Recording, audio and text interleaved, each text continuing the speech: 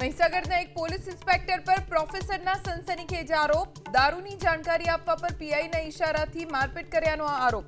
વિમલ ધોળા નામના પીઆઈ પર ગંભીર આરોપ.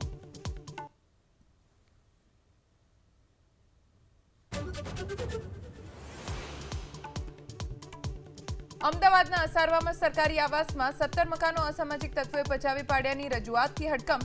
બંધ મકાનોના તાળા તોડી કબજો જમાવ્યો હોવાની ફરિયાદ. જૂનાગઢ ભાજપના ધારાસભ્ય સંજય કોરડિયાનું જાહેર મંચ પરથી દીકરીઓની સલામતીને લઈને મોટું નિવેદન. બોલ્યા, દીકરીઓ આત્મનિર્ભર બને, પોતાની સુરક્ષા પોતે કરે.